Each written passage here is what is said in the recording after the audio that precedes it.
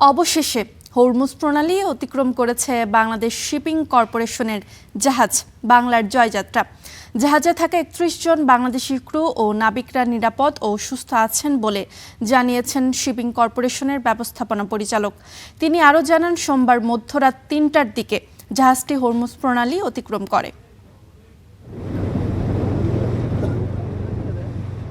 মধ্যপ্রাচ্যের ভূ রাজনৈতিক সংঘাতের কারণে ১১৭ দিন আটকা থাকার পর অবশেষে হরমুজ প্রণালী অতিক্রম করেছে বাংলাদেশ শিপিং কর্পোরেশনের জাহাজ এমভি বাংলার জয়যাত্রা। ২৮ ফেব্রুয়ারি থেকে যুদ্ধ শুরু হলে হরমুজ প্রণালীতে আটকা পড়ে জাহাজটি।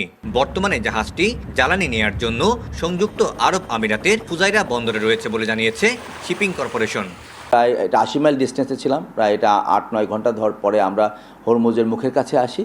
ঠিক রাত ৩টার সময় হরমুজের যে লাইনটা বলা হয় সেই লাইনটা আমরা ক্রস করি এবং আমাদের মুভমেন্টের সময় আমাদের সামনে বেশ কিছু ট্যাঙ্কার জাহাজ ছিল। আমাদের দীর্ঘ ৩-৩.৫ মাস ওই অঞ্চলে থাকার কারণে প্রচুর মেরিন গ্রোথ ডেভেলপ করেছে জাহাজের বটমে। টোটাল বটম ক্লিন হবে, এটা নর্মাল নিয়ম, এবং নর্ডিক প্রোডাক্টস ওখানে আছে, তারাও একই কাজ করছে।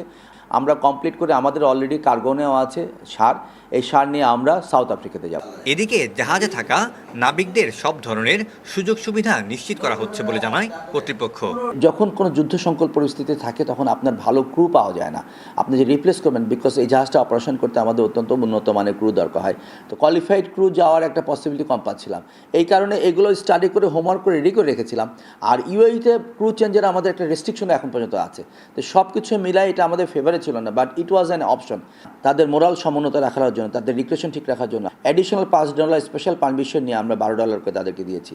এছাড়া এই ফুল টাইমের জন্য আমরা ওয়ার ওয়েজ পর্যন্ত দিয়েছি। নাবিকরা জানায়, দীর্ঘ প্রতীক্ষার পর মুক্তি মিলায় খুশি তারা।